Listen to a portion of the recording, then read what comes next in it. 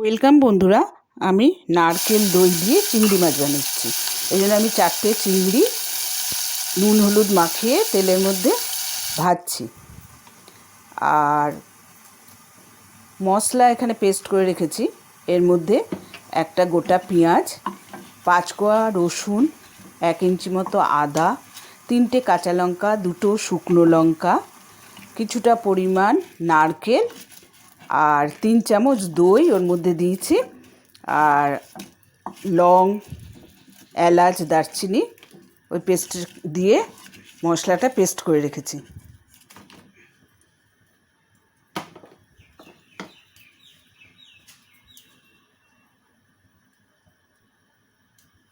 এবার চিংড়ি মাছগুলো ভেজে তুলে নিয়েছি।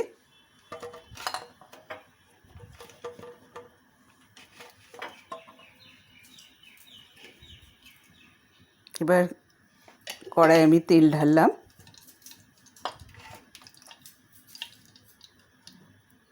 তেলটা গরম হচ্ছে।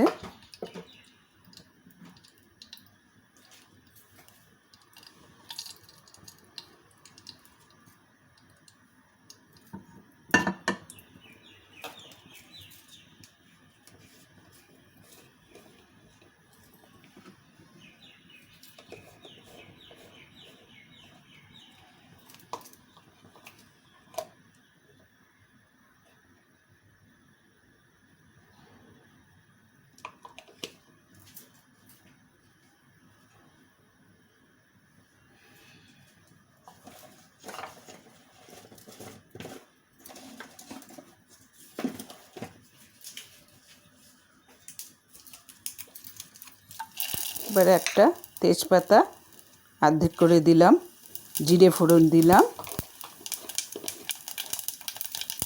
আর আমি যে মশলাটা বানিয়ে রেখেছি সেটা দিলাম। এটাতে পড়েছে একটা পেঁয়াজ, 5 কোয়া রসুন, 1 ইঞ্চি মতো আদা, 3টে কাঁচা লঙ্কা, 2টো শুকনো লঙ্কা, কিছুটা পরিমাণ নারকেল, আর লং, এলাচ, দারচিনি আর 3 চামচ মতো দই দিয়ে আমি পেস্ট করে রেখেছিলাম। সেই পেস্টটা আমি দিয়ে দিলাম তেলের মধ্যে।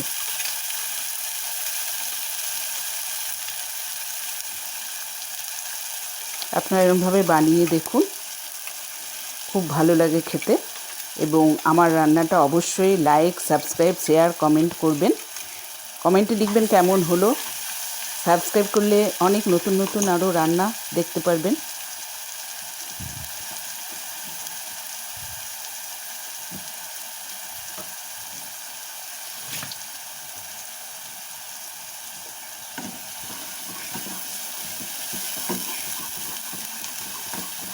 এবার মশলাটা আমি কষাচ্ছি।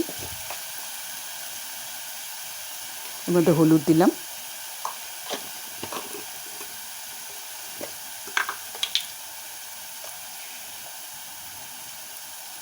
কাশ্মীরি লঙ্কার গুঁড়ো দিলাম,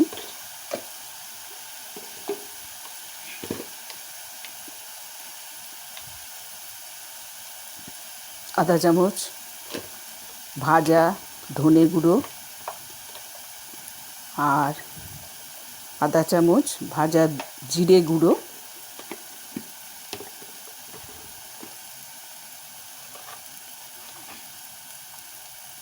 স্বাদ মতো নুন দিলাম।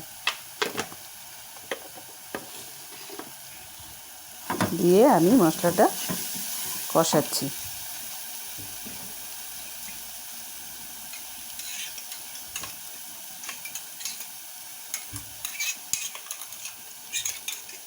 মশলার জারের মধ্যে আমি একটু জল নিয়ে নিয়েছি। জারে যে মশলাটা আছে এটা জলে একটু মিশিয়ে আমি কড়াইয়ে দিয়ে দিলাম। দিয়ে আবার আমি ওটা ভালো করে কষাচ্ছি।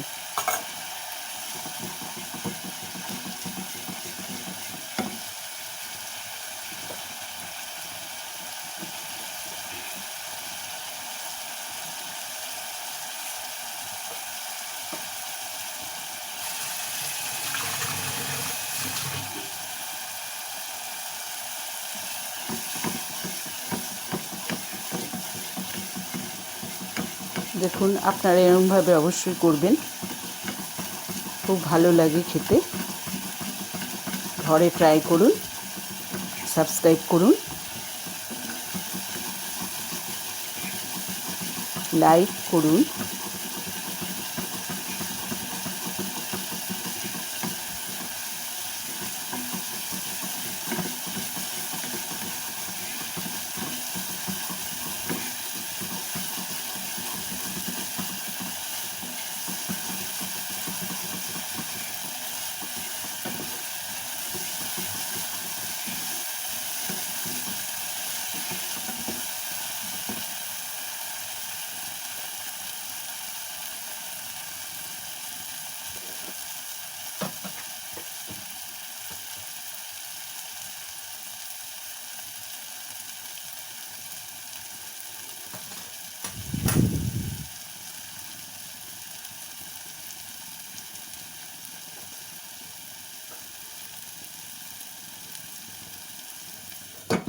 এবার আমি একটু মশলাটা অল্প সময়ের জন্য ঢেকে দিলাম।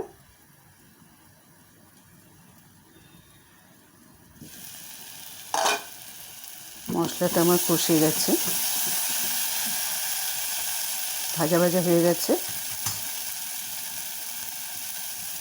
এবার আমি এর মধ্যে গরম জল দিয়ে দিলাম, পরিমাণ মতো জল দেবেন। আপনারা যেরকম চিংড়ি সেই পরিমাণে সব মশলা এবং জল সব দেবেন।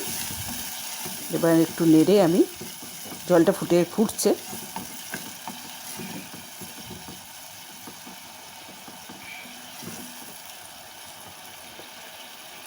চিংড়ি মাছগুলো দিয়ে দিলাম।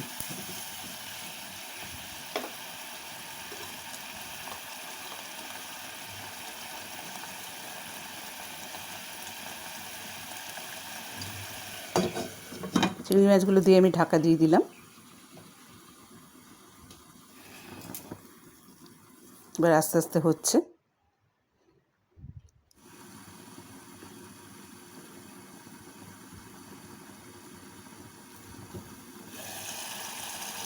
দেখুন আমার চিংড়ি মাছ তৈরি হয়ে গেছে।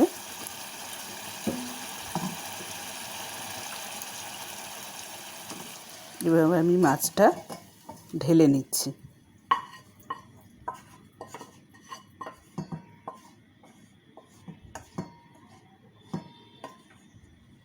দেখুন কত সুন্দর রঙটা হয়েছে।